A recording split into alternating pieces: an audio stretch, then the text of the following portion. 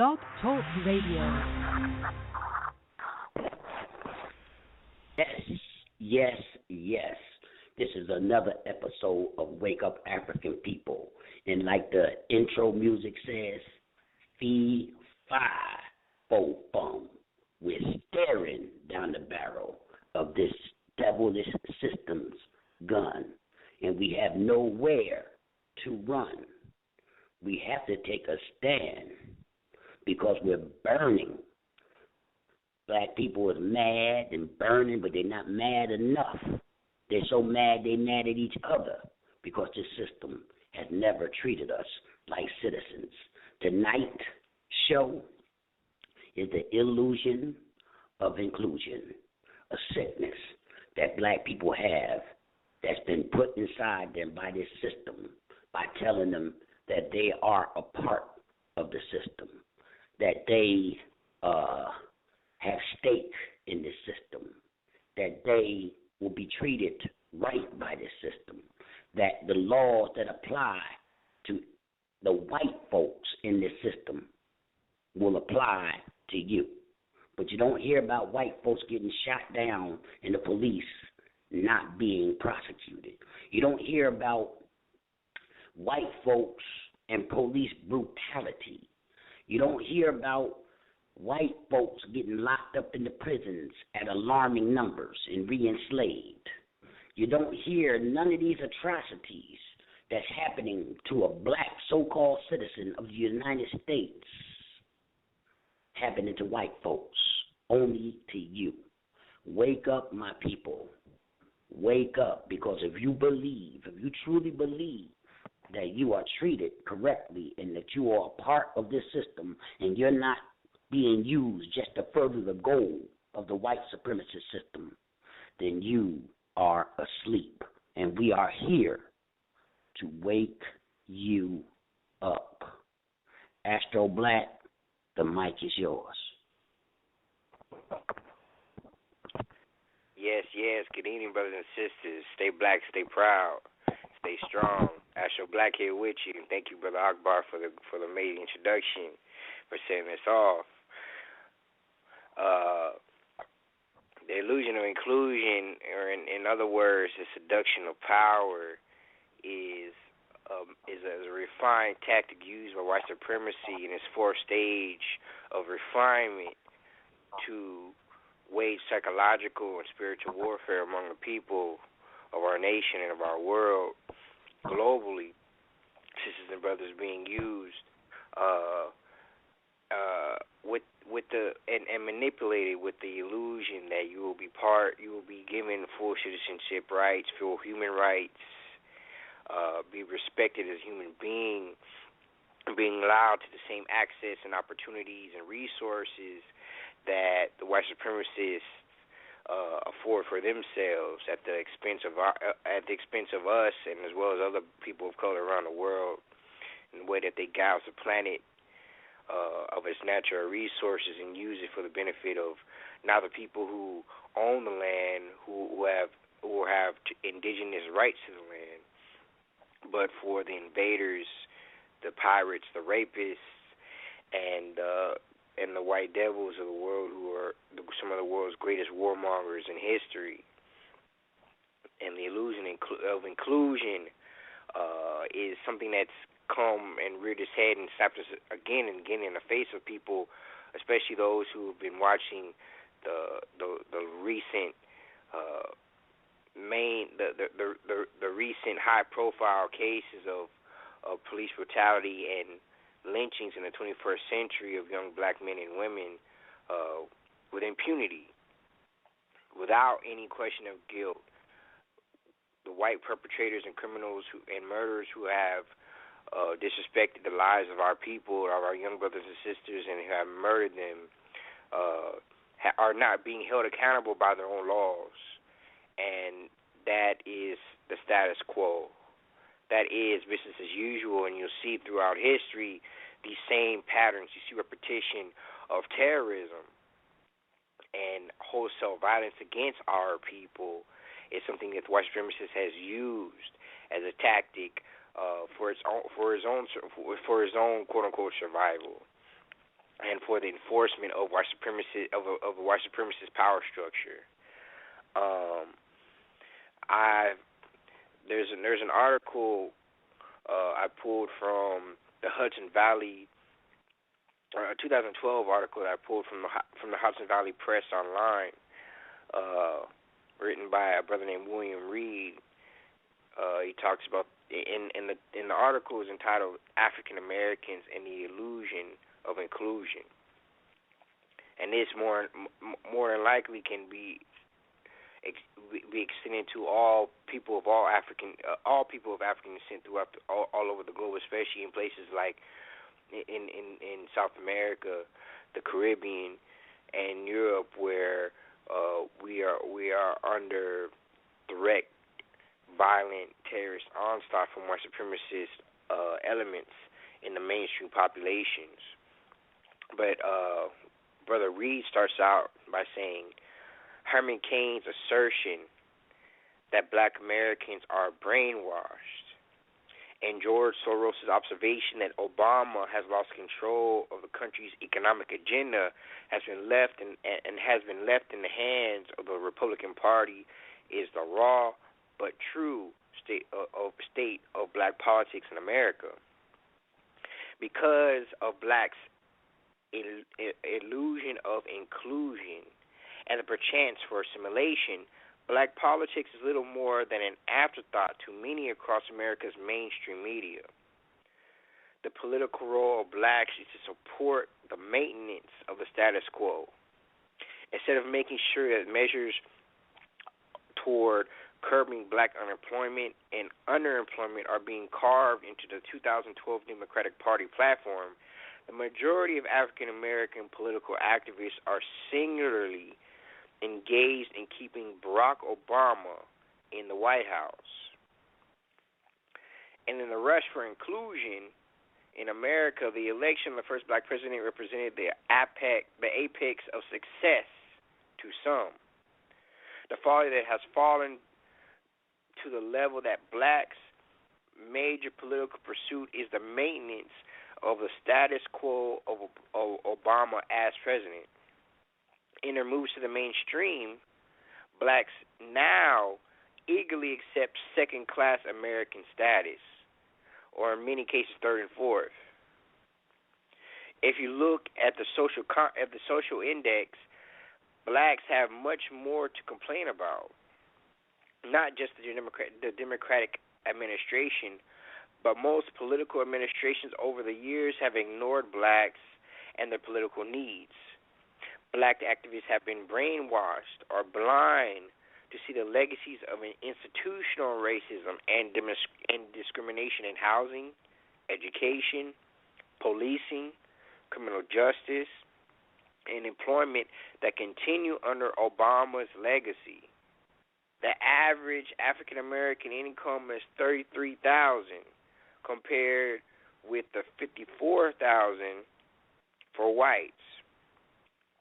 Conservative Republican Congressman Allen West offers a different slant on who is brainwashed by whom by stating African Americans disregard of the 16.7 unemployment rate in African American communities, 20% of unemployment rate for black adult males, and 45% unemployment for black males under Obama administration.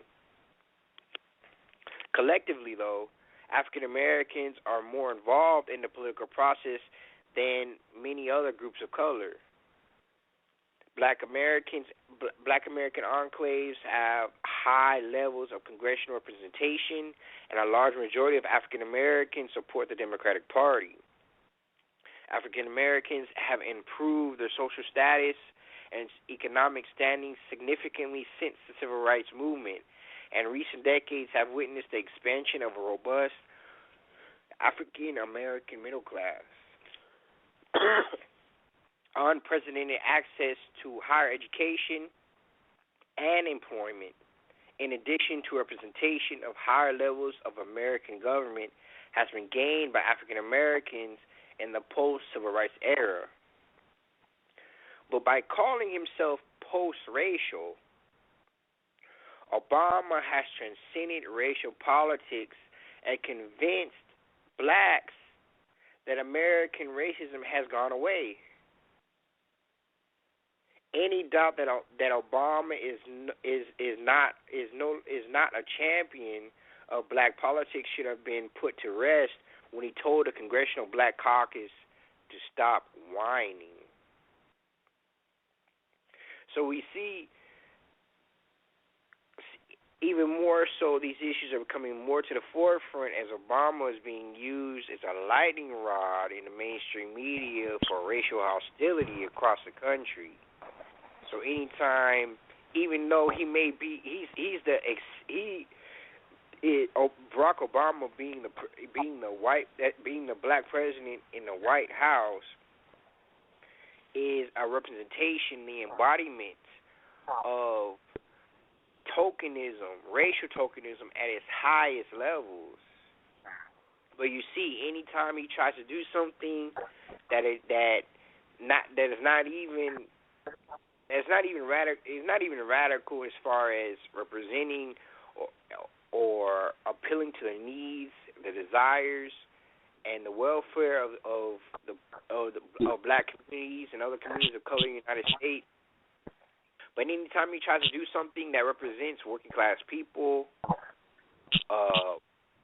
moderate political ideology, he's being shut down by racist, conservative, neoconservative agenda that is still deeply embedded in Washington and all over the rest of the country.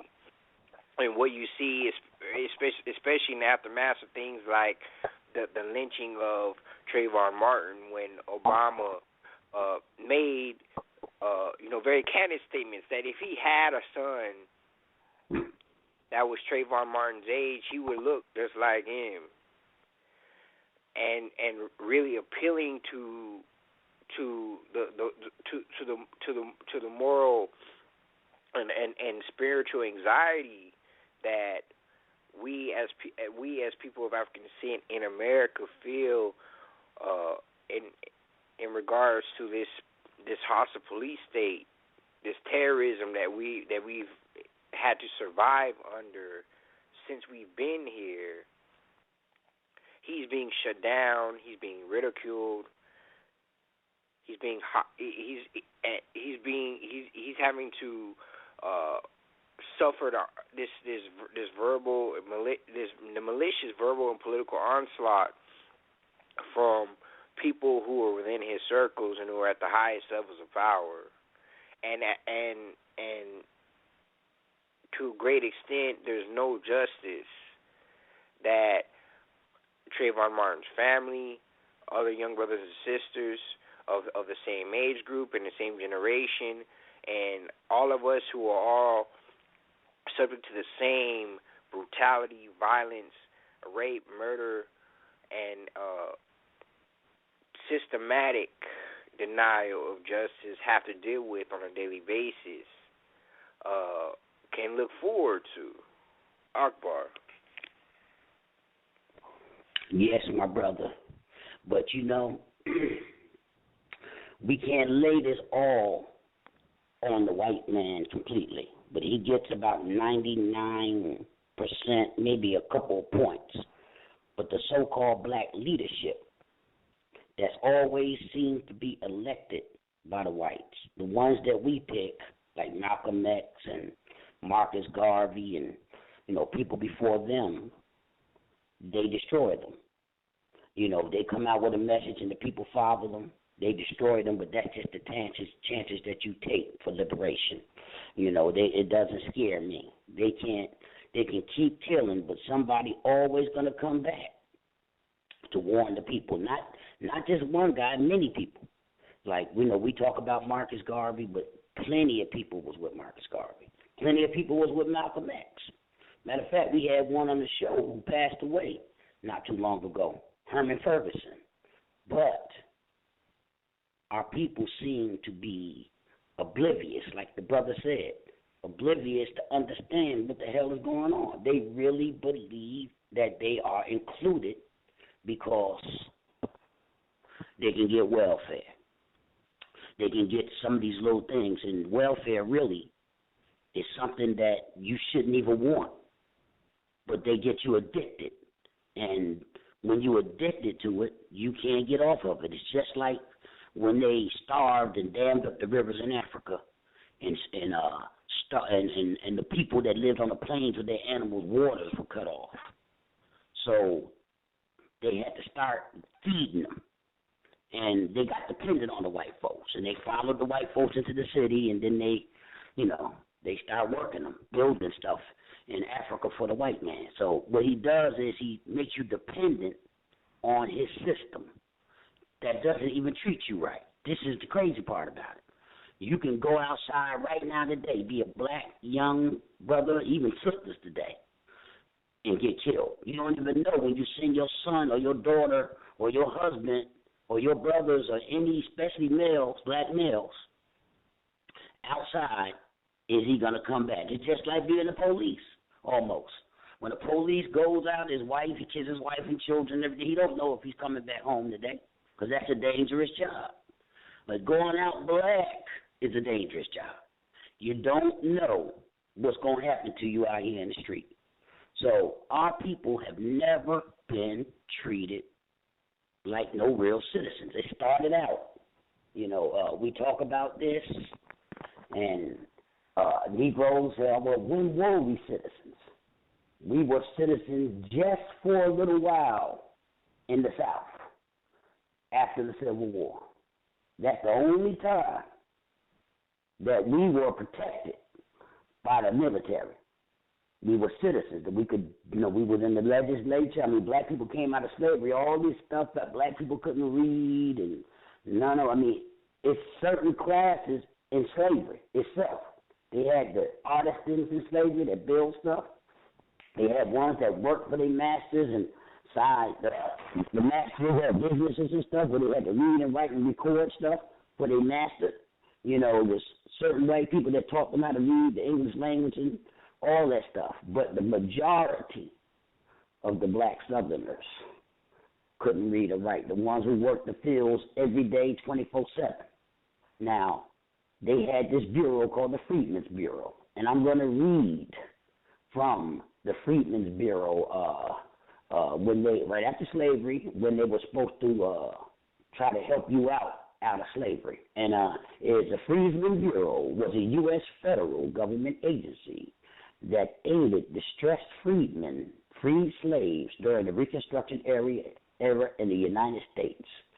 Freedmen's Bureau bill, which established the Freedmen's Bureau on March the 3rd, 1865, was initiated by President Abraham Lincoln and was intended to last for only 1 year.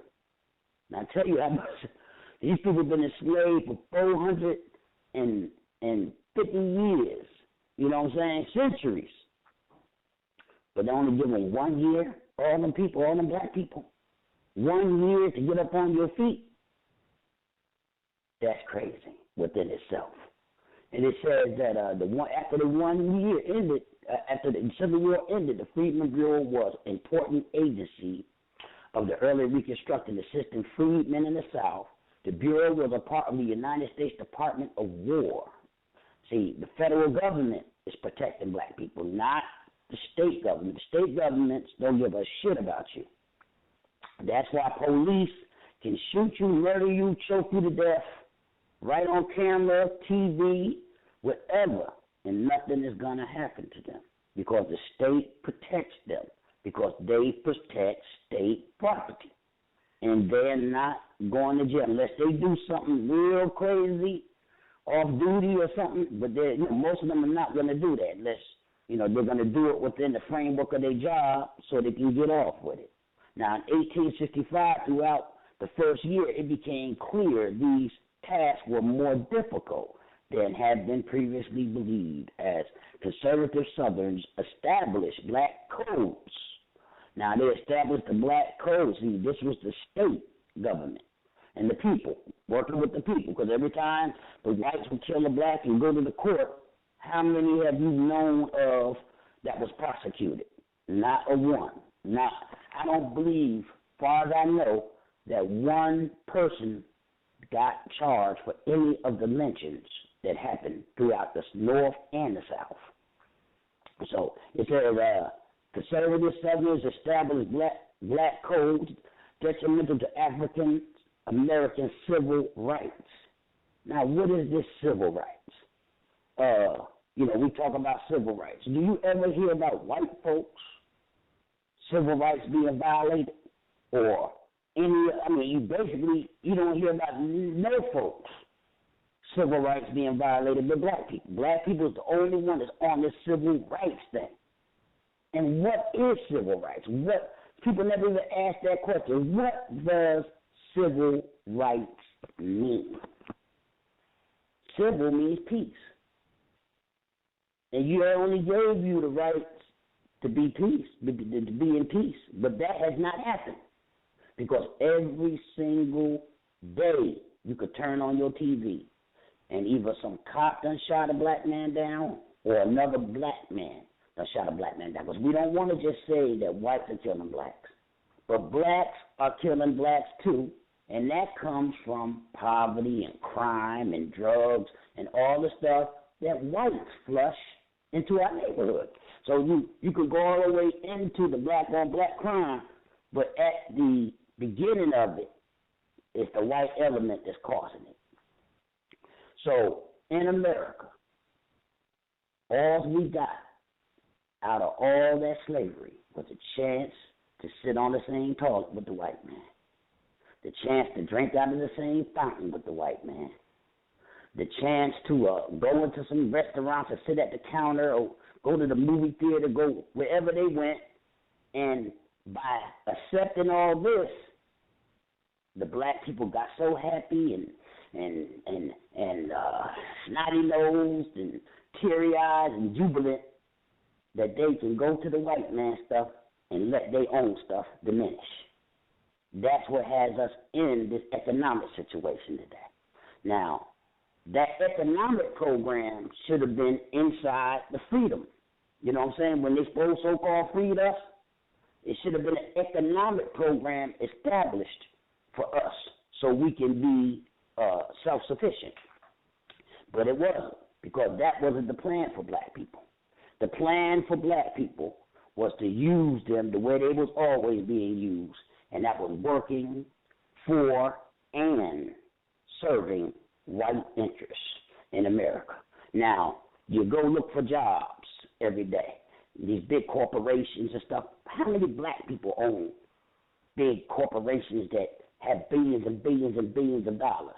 Why is it only that whites own it? And when we talk about rich blacks, we only talk about athletes, entertainers, not anything that they can really do to generate money for the black community.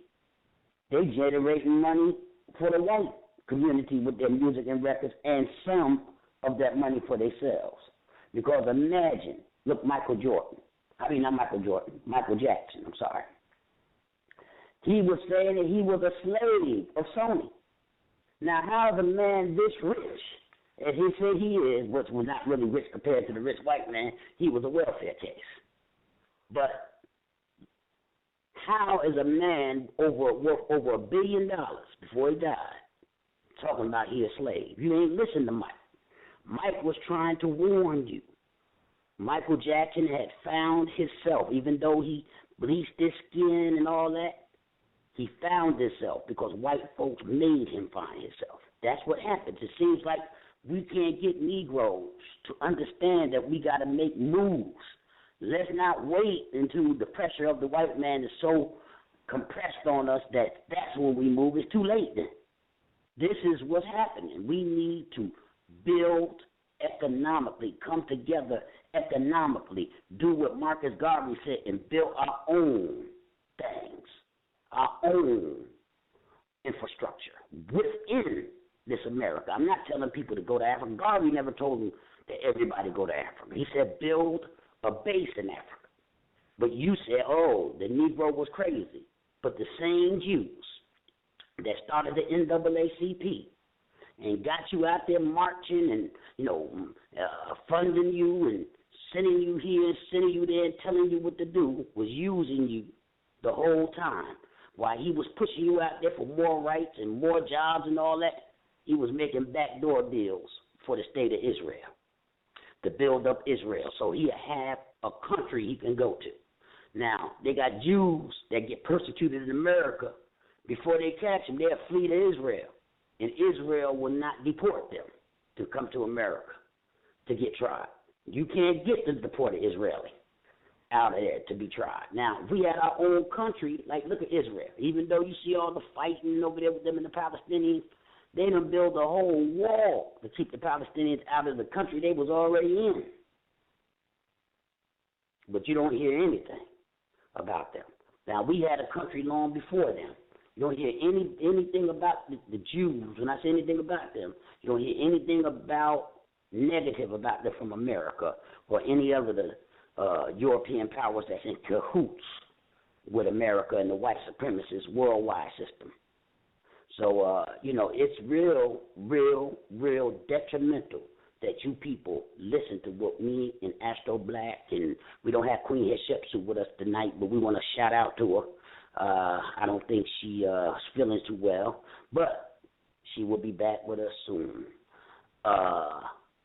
We black people need to wake up. We do this information. Many people on Blog Talk Radio, many people on Twitter, many people on Facebook, but they won't listen. We got to organize.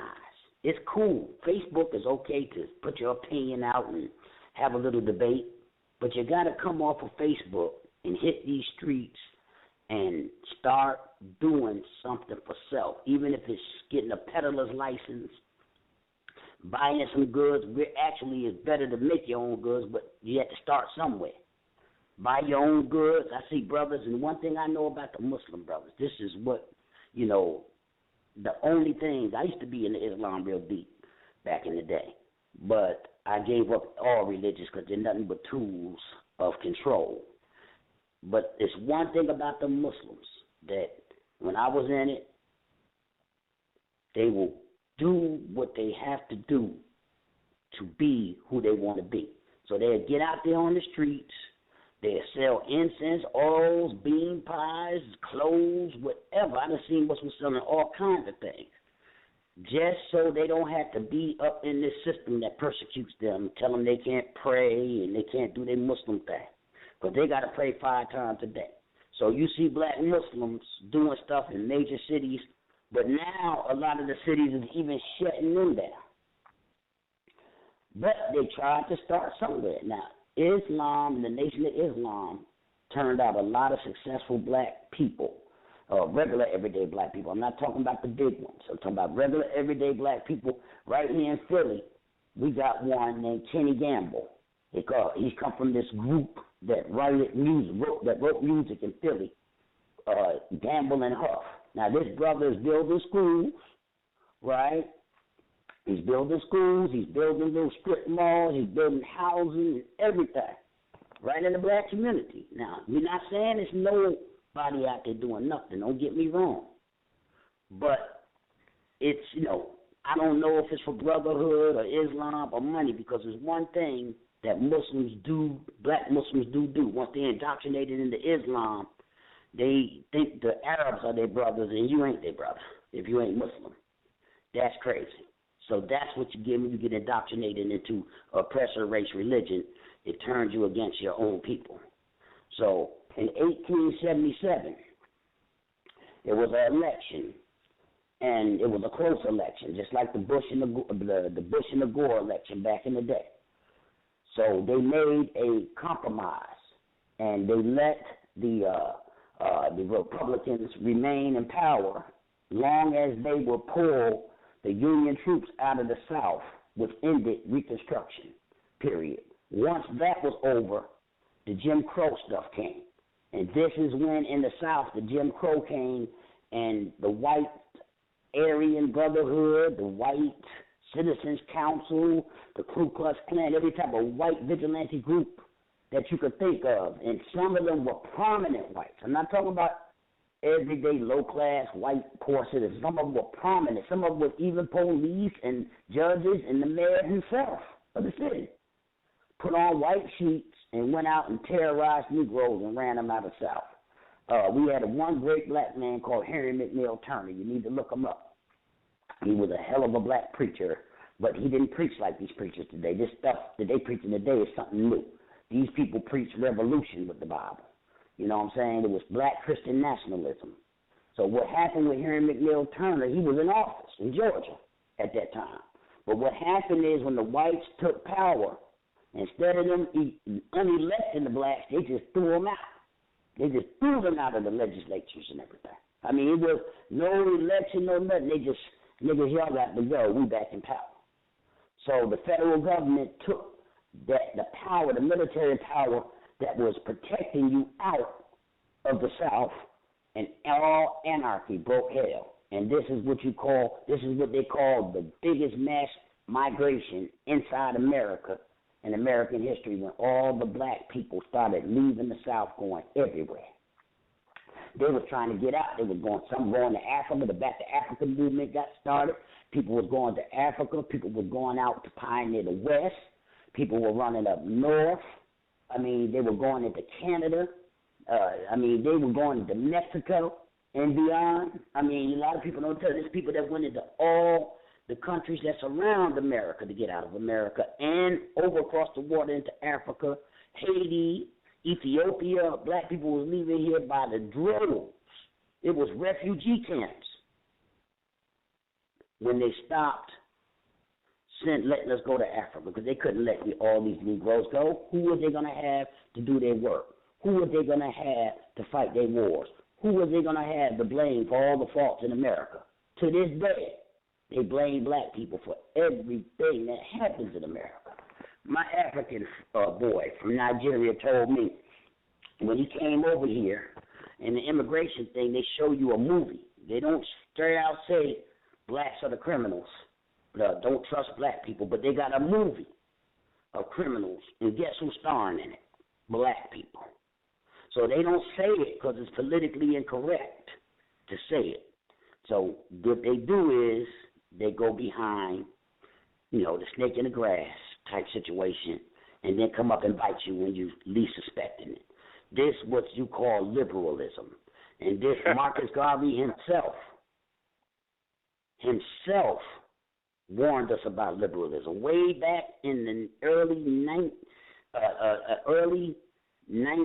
20th century, in 1910, not 1910, I'm sorry, by 1920 on up, Garvey was warning us about liberals, how they trick you, how they lie to you. And see, this is what happened. Even the Southerners adopted that style.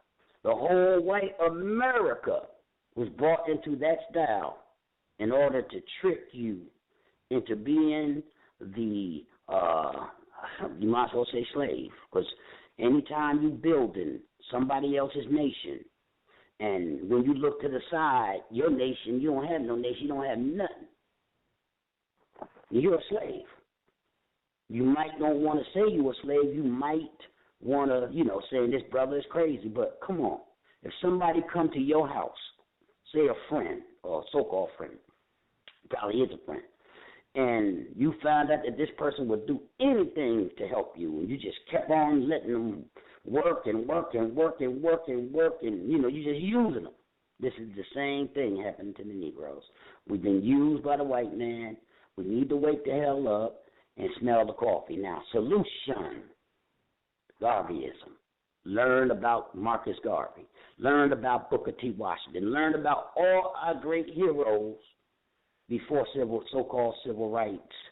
But the civil rights movement is just a little bit older. But when it started taking off, it really didn't take off, because the Garvey movement was the strongest movement ever in America.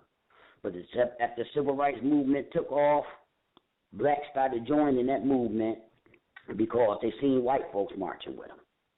Because we always want these whites marching with us, even down to the day in Ferguson.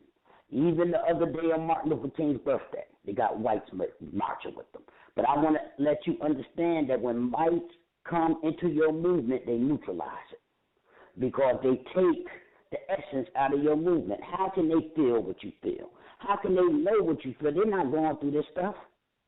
They are desensitized to your plight, black man, black woman.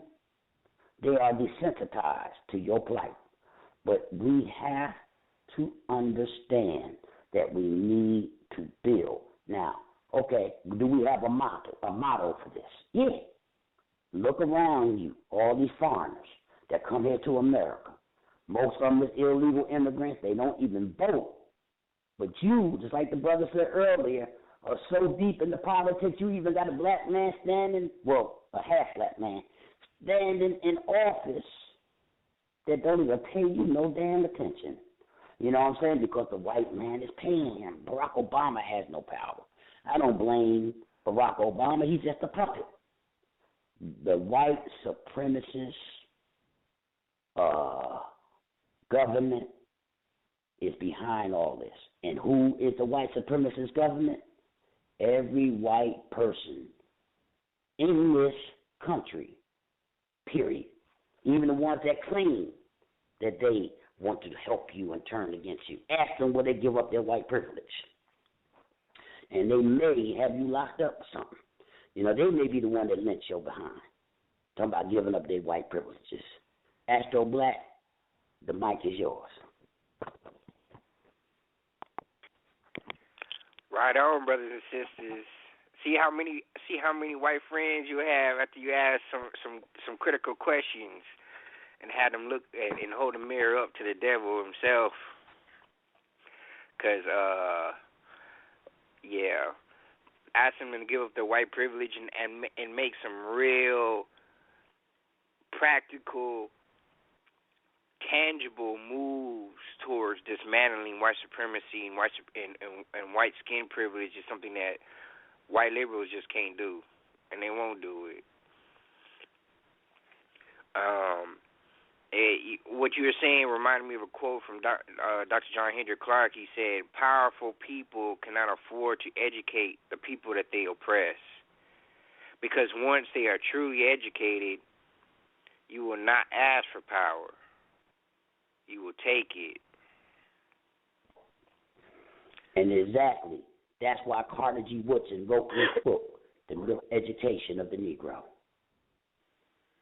And Carter G. Woodson is responsible for making African American Week, Black History Week, rather. And now that was long ago. I'm talking about that was like a little bit after the time of Garvey. It may even been. I don't think it was before Garvey, I think it's like in the 30s or 40s. I got to look that up. When was Black History Month created? But the brother, after all them time, probably close to 100 years, they gave you 3 more weeks, and they gave it to you in the shortest month, in February. Now they gave you Martin Luther King, but they gave you King when he was talking, nice. But Martin Luther King started to change. A lot of people don't understand. A lot of black people have never even heard Martin Luther King's Detroit speech or the speech that he said, or not the speech, but when he told Harry Belafonte he fears that he has integrated his people into a burning house. And then he started talking about the white military industrial complex going around the world killing black and brown people. And then he started talking about the economic parity against blacks and whites.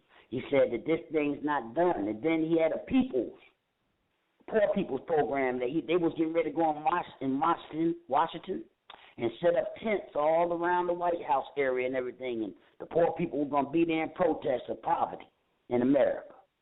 So now they made him. Don't get me wrong. But he double-crossed them because he started talking militant. Matter of fact, a lot of people don't even know he went to in 1965, he went to Marcus Garvey's grave in Jamaica. He went to Jamaica, spoke at this for the Jamaican University, and then after he spoke, he visited Marcus Garvey's grave and laid a wreath, and then said that Marcus Garvey was the first black man to have a great mass movement and he gave dignity to the Negro people. Because the Negro, before Marcus Garvey, it wasn't Negroes were looking at the white man's shoes. They wouldn't even look him in the eyes. It was still yes, sir, yes, ma'am, and all this other type of stuff. Even when I was coming up, I've heard the older Negroes say yes, sir, and yes, ma'am to white folks. It's some today still doing it, cooning and carrying on. That's why we're in this situation. Now, black people, Booker T. Washington said that the problem he's seen with black people, and I see that same problem, is they don't want to start from below and build. They want to jump onto the white man's bandwagon and feel as though white man has to give him what they want to give him. They don't have to give you nothing. The only reason that slavery was ended is because it started to be an economic problem for whites that was coming here. The poor whites couldn't get no jobs.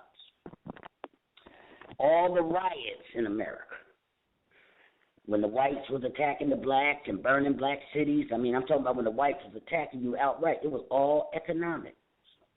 A lot of it, the hate thing was pushed in there, but it was really economics. What's that place, Ferguson? What's next to Ferguson again? St. Louis, okay. The St. Louis riots of, I think it was 1917. I think they called that the Red Summer. They had a strike going on. The whites had a strike going on. So instead of the people who owned the company the whites worked for dealing with the whites and saying, okay, we'll give you a couple extra dollars, they went and hired cheaper labor, blacks. And blacks was coming into the city in droves because they could find jobs there, because the whites was hiring them to get the white workers, to get out of here. We need money, we're not doing this for you. And what happened is the whites, instead of them attacking the people who wouldn't pay them, they attacked the black people and burned down the blacks' homes and settlements that was there. They went in there killing blacks, burning them alive in homes and houses. Nobody protected the blacks. Even the police, they said in the riots that happened in Black Wall Street, they said that the policemen was giving guns to the rioters to kill and shoot black people. Right now to the day, they don't even know how many black people disappeared. I think they give you a 300 or 400 got killed, but they said it probably was in the thousands. They said whites was taking truckloads. What whites did was they cut off all the telegraphs so you couldn't get information out. They blocked up the railroad so the railroad couldn't get in. They did everything. And then they ceased the massacre of the black people that live in that neighborhood. But you think that can't happen today. You think that can't happen. And you think that black people back then didn't have no guns. You got to be out of your mind. Everybody had guns back in the day because people still hunted, and down south and in other states, people still carry guns right now on the back of their car. They be driving a pickup trucks. The doggone guns be right across there. They always got their guns with them. So you look today, you go to the gun shows. Gun shows all over America. Who you see in there? White folk with their children. You got gun shows. They got the Kentucky gun show, and I'm telling everybody, you want to see what the truth doctor is saying? Go look up the Kentucky gun show.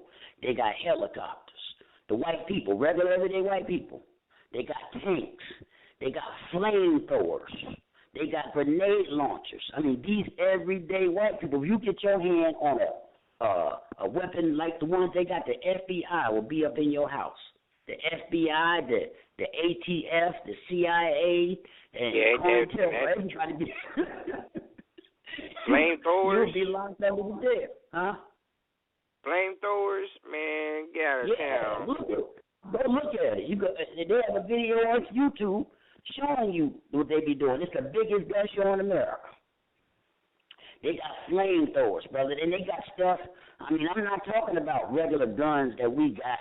You can go and some people maybe have a machine gun in the hood or Uzi or something. That ain't nothing. They got the ones that you have to put sandbags on. To hold it down, you lay on the ground. You got two handles you hold. Shooting bullets is 5 inches long, maybe 6 inches long bullets that'll put a hole in you big as a basketball. Can go through pierced armor and anything. But you talking about, hey, let them whiteys come on down here. We got guns too. Nigga, you out of your mind. Talking about fighting them. That's not the thing, fighting them. That's what they want you to do. You know, I used to believe that. We got to fight them. We got to go to war. Nope. That's a crazy man trying to go to war against them. Even Garvey seen that back in the day. That was only if they attacked us. You protected yourself. But his idea was to build. Booker T. Washington's idea was to build. If you go back in them times and do your research, you will see that it was all kinds of black uplifting programs all the way through the early 20th century. Where's the black uplifting programs nowadays? Nowhere. Except for we have a dwindling UNIA. We still holding on, waiting for the people to get their minds together, because the people is the movement. You got some people coming in talking about, what is y'all doing for the people? I said, you shouldn't ask the UNIA what we can do for you. You should be coming here asking, what can I do to assist y'all to help the people? That's when you know you got a Negro that don't want to do nothing. He might be a spy from the government to come in there and see what you're doing. So whenever you have a Negro that asks you, what are you doing for the people? What are you doing? That's one that don't want to do shit, because he's trying to figure out if you're doing anything. He should be asking, or she should be asking, how can I assist you in helping the people? You know? I mean, I have a sponsor of the show, a beautiful queen. And when she first met me, she asked me, what the hell are you doing? She asked, how can I help you to keep your show on? Because the people need to hear this information. And I was like, yeah, this is a real queen right here. You know, that's what you do. If a brother, even a brother, they come to you, you out here, you trying to spread the information to the people, you trying to pass out food, whatever you doing to assist our people. And a person comes to you and says, what you doing, get rid of them, run them away real quick. Because them are the ones who don't want to do nothing. Because a real, true black revolutionary is going to come to you and say, how can I assist you on helping our people? And we as a people got to get our stuff together, because a lot of this stuff is our fault. And we've been tricked, and, you know, but come on, a lot of people been tricked. The Chinese was tricked, look at them now. The Japanese was tricked, look at them now. The Indian was tricked, look at them now. They got down there all the casinos, most of the casinos in America, except for in Las Vegas. You know, on the Indian reservations, everyone you go to, it's a casino on there. But they are still enslaved in a certain way. Because this is, I mean, according to the white man, this was their land, you know what I'm saying? But he don't tell you what the Indians look like. So you got to be careful with him. They say, the Indians say he speaks with forked tongue. What he do is he separates us with names. You know, tribes and this one, and then you look at the person, he look just like you. You know, they black just like you, or the color of their skin is black, even if their hair is straight. My grandfather was a jet black brother. I mean, black. Had nothing in his hair. His hair was so smooth and soft. Living right down south in Alabama. Smooth, soft hair. Jet black. Now, if he had white blood in him, it was long, long ago. But black people are born all kinds of ways, with slick hair and what we call nappy hair, which really is curly hair, extreme curls, naps. And, you know, with that hair that almost look like white hair. You know, we come in all different shades and all different, phenotypes. So we got to come together as a people worldwide and stop saying that this ain't my person, he's black, or he got different hair, different skin tone, color, whatever. We black, unless you talking about you biracial. Because when you say that to me, and this is my opinion, you're not with us. This was Barack Obama. They was calling him the biracial president. But he says African-American. But I'm not no African-American. I'm African, period, no matter where I live at. You know what I'm saying? Because I'm not claiming this bullshit America stuff, because it's not ours. And you got to understand it and prove it to you over and over and over again. When you could turn on your TV and at least 2-3 times out of a month, you could see police killing black men. I don't know how many died since the Garner and the young brother and what's the other brother's name again? Because they go so much you can't even keep up with the names. The young brother they shot down in the street again down there, Ferguson. Oh, Mike Brown. Michael Brown, yeah, Michael Brown. You know what right. I'm saying? But this is a shame. It's so many getting killed here and there, you can't keep up with the names. You know, you can't even keep up with the names. And it's coming to a point that where we're totally desensitized to the killing of people. We're totally desensitized to the killing of our people. Because there's nothing now. Nigga got killed, okay. We'll go out and wear hoodies for a week and protest and everything and throw up the signs and everything, take pictures and stuff so we could tell people we was in a movement. And it ain't moved nowhere. Begging on your knees. You might as well just went and got on your knees in front of the white folks and said, Master, please treat me good, because that's what protesting is. You got to get together and build your stuff. We got to come together, take over our community, buy up these properties, buy up the stores, run these jokers out of our community, run the Chinaman out, run the Korean out, run the poppy store out, just run them out. And how do we run them out? Not through violence, just by learning it. And build your own so we can hire our people. That's how we get free in America. If not, you're going to be totally dependent. You're going to stay on the lower rung of American society forever, as long as America exists. Astro Black, take us to the promised land.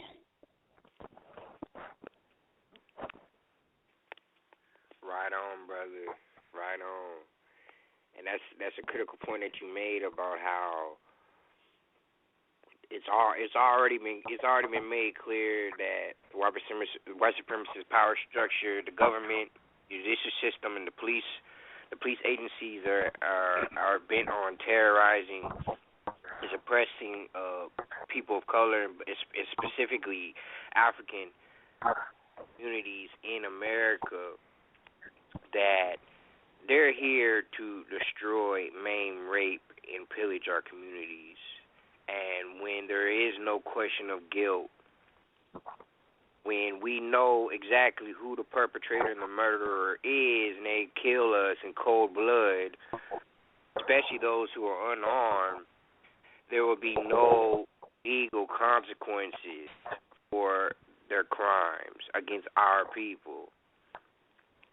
And so this is the same story being retold over and over and over again. And just like you said about Michael Jackson, Paul Mooney said he had to make a wake-up call.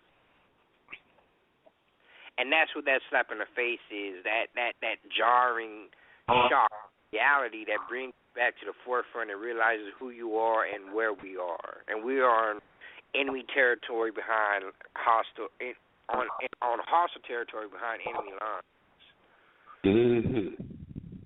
And so it's like, and when you talked about the Zionists and these fake white Jews and how they are giving preferential treatment and giving reparations financially and socially for their quote unquote for the quote unquote Holocaust at the hands of the Germans and the Nazis who are here and brutalize our people and who have thoroughly infiltrated the police forces. And that's why we see so many in mainstream fashion. We already knew that there are untold murders at the hands of police and other white supremacist agencies all across the country.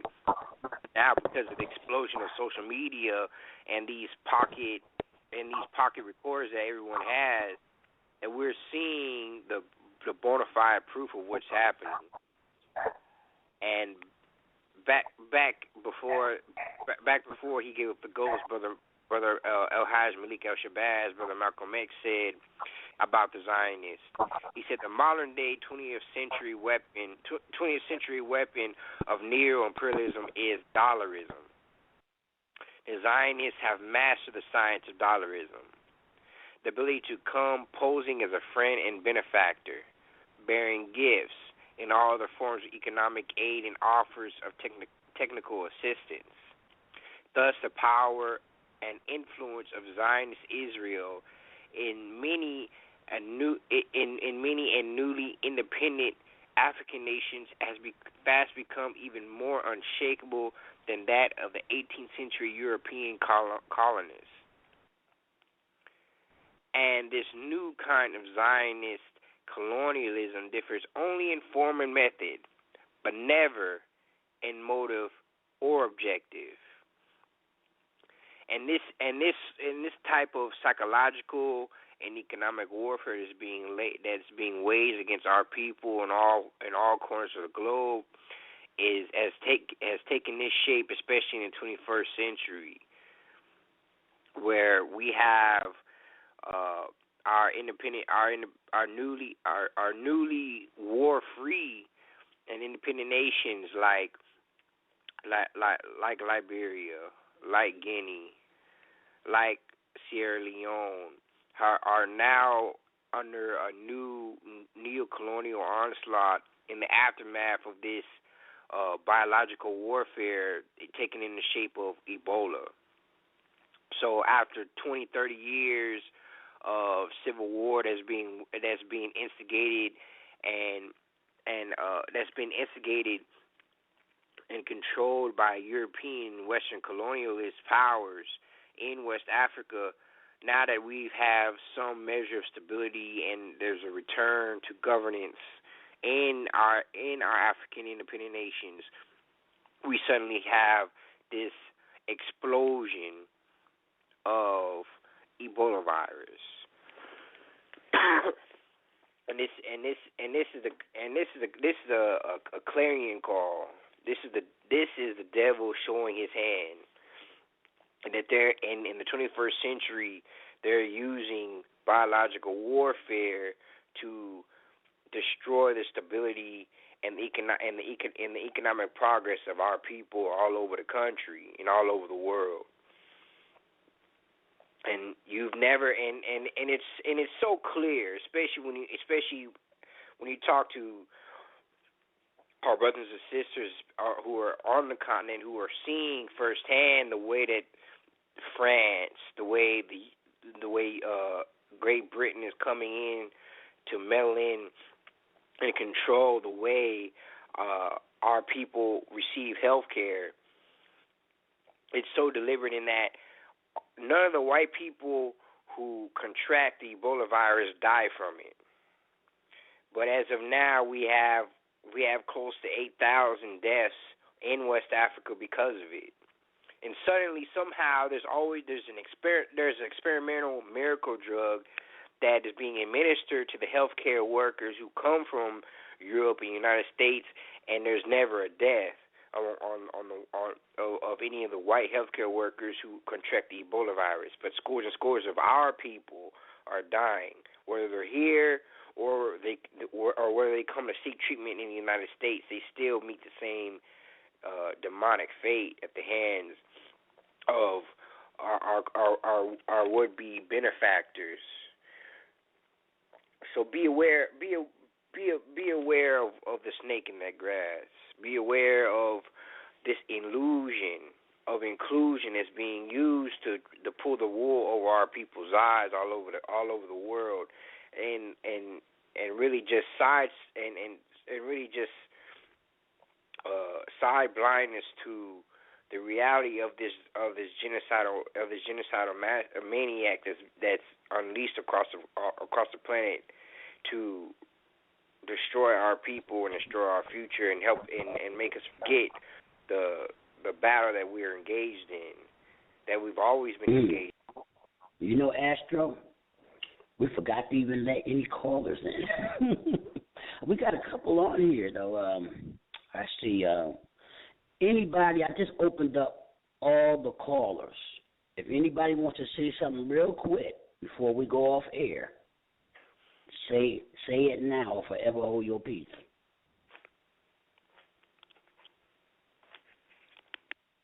Okay, that means that they just want to listen. Okay, so Astro, we are 7 minutes past close down, and I gotta make a call to this brother from Barbados that a sister hooked up with me and on Facebook because he wants to be a public speaker, and I'm gonna bring him to the UNIA on Sunday and let him see how it goes. We, as a people, have to get ourselves together and learn from all these immigrants that come over here. They didn't have welfare in their country, most of them. They didn't have all these things that enslaved into the system. And we need to look what they're doing and recreate it. We did it before. This is nothing new. We had our own stuff. We did our own thing. Even in the 70s, blacks came into the cities and started opening up stores and businesses and all this stuff. It's a black FBI agent who got a YouTube video saying that they was paying him to burn down black businesses.